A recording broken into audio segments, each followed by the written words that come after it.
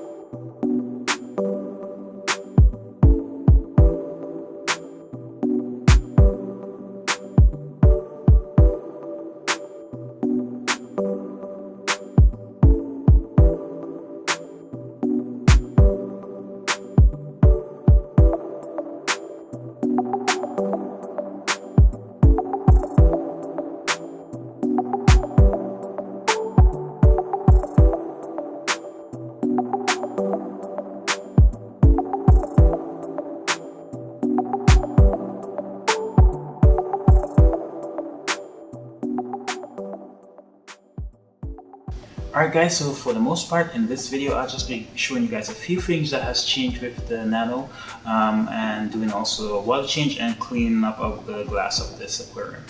Alright guys, so one of the big changes that has happened to this Nano tank is the little sailfin that was in this tank has since passed on. I did have a strange disease that went through and killed about 99% of the fish that I own in my 75-gallon tank and killed off the little sailfin tank in here as well. So I only technically have 2 fish remaining. My Queen Angel that never actually touched any of the systems, it's in quarantine and I think it will remain quarantined for a little while. And then my Clarky Clown, it's still in the other quarantine setup right here that I put all the fish in when I was going for that crazy little thing. But since the 75-gallon, I actually shut that down and I removed all the corals that were in the 75-gallon, and they're all in here now. Well, except for the mushrooms. I didn't want to put the mushrooms in here because they are really fast-growing corals, and I didn't want the mushrooms to take over a certain part of the rock that I hadn't decided or didn't think I wanted to put mushrooms in yet. So I took the mushrooms and I have them in a separate 10-gallon tank that's in my office. It may be there temporarily or maybe there permanently because Inappropriate River is doing a budget 10-gallon tank setup, and I thought, might as well set up one up, and I was using it to actually store the mushroom corals, so I thought might as well set one up just to see how far it goes. It may or may not stay up, because my wife is not too fond of a tank in the office, but it's doing well. But this Nano, like I said, I did add all the corals from the main display into this tank. So the large torch that I had in the 75 gallons right here, all the affiliates are lined up right here, and then I have a few other frags that I did have just scattered around the bottom. So in this video I'll be basically rearranging the rocks, besides doing a water change and rearranging the rocks.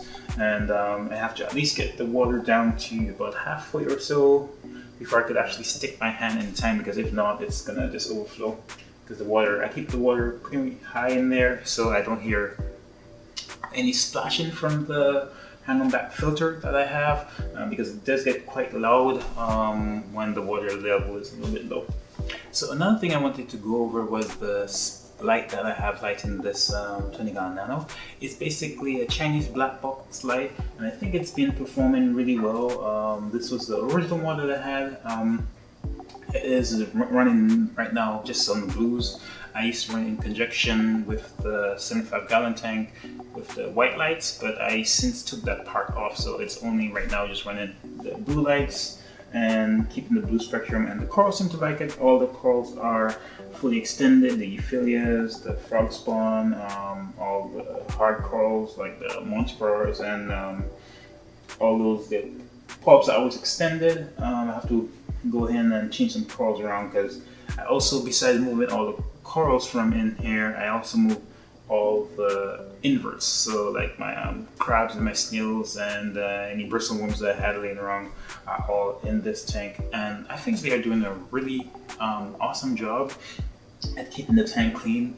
Even when I had the cellophane tank in here, keeping the hair algae at bay, and the 1 or 2 Nasaria snails, the hair algae never really disappeared. It was still growing, and that is in part with the light that I'm using.